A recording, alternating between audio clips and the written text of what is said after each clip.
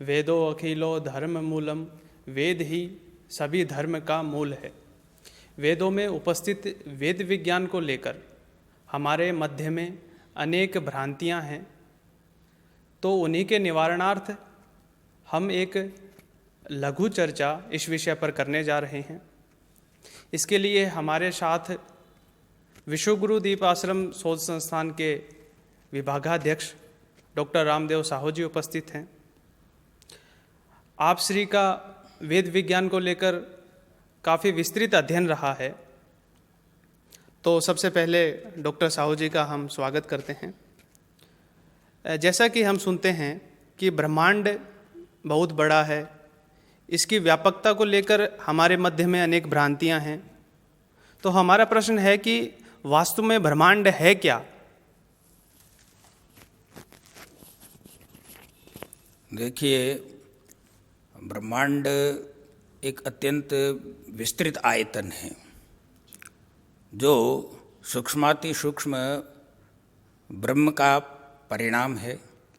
ब्रह्म को हमारे यहाँ अणुरणीयान महतो महीयान कहा गया है, और वह ब्रह्म इतना सूक्ष्म है कि उसका परिमाण जो हमारे शास्त्रों में बताया गया है वो एक परमाणु के 960वें अंश के बराबर है। यानी इतना सूक्ष्म है कि उसको किसी भी यंत्र के द्वारा देखा जाना कभी भी संभव नहीं है। और किस प्रकार से वो इतना जो सूक्ष्म ब्रह्म है वो पूरे ब्रह्मांड के रूप में परिवर्तित हो जाता है, उस विशाल ब्रह्मांड के परिमाण के बारे में भी हमारे शास्त्रों में कहा गया है। और उसके आधार पर इसका जो व्यास है ब्रह्मांड का वो 6 खरब किलोमीटर के लगभग है। तो इतने व्यापक ब्रह्मांड का आविर्भाव एक बहुत बड़े आश्चर्य का विषय है, जिसको क्या है कि समझना सहज नहीं है। इसके लिए वेद विज्ञान के काफ़ी अंशों का अध्ययन भी अपेक्षित है। और ब्रह्मांड के विषय में कई प्रकार की जो जानकारियाँ हैं उनसे भी अवगत होना पड़ेगा, तभी जाकर के ये विषय समझ में आ सकता है। दूसरी बात ये है कि ये जो ब्रह्मांड है वो अचानक जो है अस्तित्व में नहीं आ गया। इसे अस्तित्व में आने के लिए भी लंबा कालखंड लगा है, जितना एक सृष्टि का भी हो सकता है, एक सृष्टि से भी अधिक का कालखंड हो सकता है। कितना कालखंड लगा यह तो हमारे शास्त्रों में कहीं नहीं कहा गया, लेकिन इतना ज़रूर जो है वो कहा गया है कि किन किन अवस्थाओं से गुजर करके और ये ब्रह्मांड के स्वरूप को प्राप्त होता है। इस विषय में हमारा जो पुराण वाङ्मय है वो सबसे बड़ा प्रमाण है। उसमें पहला जो पुराण है वो कहा गया है ब्रह्म पुराण, और अंतिम पुराण है उसका नाम है ब्रह्मांड पुराण। वही हमें ये बता देता है कि ब्रह्म से लेकर के और ब्रह्मांड तक की जो यात्रा है, यानी ब्रह्म से कैसे ब्रह्मांड बन जाता है, तो उस विषय में हमारे जो 18 पुराण है वो उन 18 अवस्थाओं के बारे में ही जो है विज्ञापित करते हैं कि भाई किस प्रकार से ब्रह्म के बाद में क्या अवस्था बनी, फिर क्या अवस्था बनी, फिर क्या अवस्था, सब अनुक्रमिक है। ऐसा नहीं है कि पुराणों को किसी भी हम क्रम में रख दें, ऐसा नहीं रखा जा सकता। यानी ब्रह्म से ब्रह्मांड तक बनने की जितनी अवस्थाएं, उन अवस्थाओं के क्रम से ही इन पुराणों का क्रम है। और इसको वेद विज्ञान और पुराण दोनों के अध्ययन के बाद ही समझा जा सकता है कि किस प्रकार से वो 18 अवस्थाओं को प्राप्त कर पार करके और फिर क्या है कि पूरे ब्रह्मांड के रूप में व्याप्त हो जाता है। तो ये अत्यंत गहन विषय है। इसके विषय में आपको और कोई भ्रांति हो तो भले ही आप जो है पूछें। जैसा कि वर्तमान में माना जाता है कि विश्व ही ब्रह्मांड है, तो क्या यह वास्तविकता है कि केवल विश्व में ही ब्रह्मांड है अथवा ब्रह्मांड का कोई अन्य हिस्सा भी है? देखिए, विश्व और ब्रह्मांड एक नहीं है। विश्व ब्रह्मांड का एक हिस्सा है, यानी ब्रह्मांड व्यापक है और विश्व उसके अंदर विद्यमान क्या है कि एक आयतनिक स्थान है। ऐसे अनेक विश्व है और अनेक विश्वों को इसमें देखा जा सकता है। अनेक सृष्टियां हैं। एक ब्रह्मांड के अंदर अनेक आकाश हैं, अनेक पृथ्वियां हैं और वहाँ पर अनेक प्रकार के जीव जंतु हैं। इसी प्रकार से क्या है कि ग्रह, नक्षत्र, तारे, इनके जो मंडल बने हुए हैं ये भी अलग अलग बहुत मात्राओं में, इसलिए ब्रह्मांड कोई छोटी चीज़ नहीं है। जिसको क्या है कि आप ये समझ लें कि इसके अंतर्गत केवल एक ही विश्व होगा, ऐसा नहीं है, बल्कि बहुत सारे विश्व इसमें समाहित है, बहुत सारी पृथ्वियाँ इसमें समाहित है। जैसा कि आपने बताया कि ब्रह्मांड बहुत विस्तृत है, तो जैसे हमारी पृथ्वी है, ये ब्रह्मांड के किस दिशा में स्थित है, किस ओर स्थित है? हम अपनी पृथ्वी को ब्रह्मांड में कहाँ पाते हैं? देखिए, पृथ्वी के बारे में आपने जो पूछा है उसका मुख्य तो ये है कि हम सूर्य से दिशा का निर्धारण करते हैं। तो यह भी हमने ही निर्धारित किया है कि उदयत दिशा यस्याम भानुमान सयु पूर्वा, यानी जिस दिशा में भी सूर्य उग जाए हम उसे पूर्व मान लेते हैं। ब्रह्मांड जब उत्पन्न हुआ था तब भी जो है सूर्य पूर्व में ही था, और आज भी सूर्य पूर्व में ही है। हाँ, इतना जरूर है कि कुछ लोग भ्रम से क्या है कि सूर्य को स्थिर मान लेते हैं और पृथ्वी को क्या है कि वो चलता हुआ मान लेते हैं। ये भी एक भ्रम का विषय है जिसके बारे में कभी चर्चा कर लेंगे। लेकिन अभी चूंकि आपने पृथ्वी की स्थिति के बारे में पूछा है, तो ये क्या है कि स्पष्ट है कि जब सूर्य पूर्व में है तो हमारी पृथ्वी से पूर्व में है, तो पृथ्वी क्या है कि निश्चित रूप से पश्चिम में थी, और वेदों में भी सूर्य का पूर्व में ही वर्णन किया गया है। इसका मतलब क्या है कि वैदिक काल में भी सूर्य पूर्व में ही था। तो तात्पर्य यह है कि सूर्य की दिशा में कोई परिवर्तन नहीं हुआ है, लेकिन हमारी पृथ्वी की दिशा में परिवर्तन हो गया है।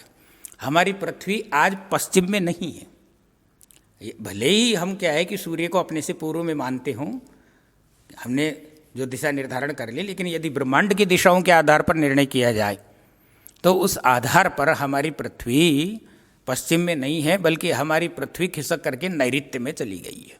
तो ब्रह्मांड के नैऋत्य भाग में हमारी पृथ्वी अभी विद्यमान है, और इसके खिसकने का जो मुख्य कारण है वो भी मैं आपको बता देता हूँ। यह अत्यंत गहन विषय है कि जो समुद्र तल है उसमें क्या है कि पृथ्वी का जो भाग है, तो ये पृथ्वी का भाग एक वर्ष में लगभग 13 सेंटीमीटर खिसक जाता है।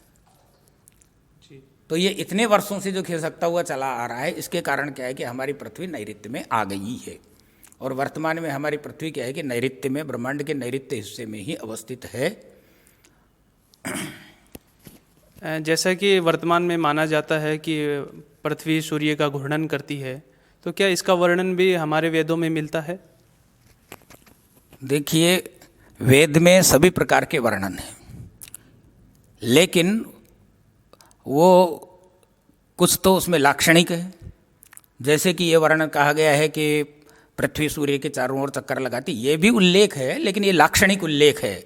इसको सत्य नहीं समझना चाहिए, लेकिन कुछ लोगों ने इसको सत्य भी समझ लिया, और वैज्ञानिकों ने भी भ्रम से ऐसा मान लिया है कि पृथ्वी सूर्य के चक्कर लगाती है।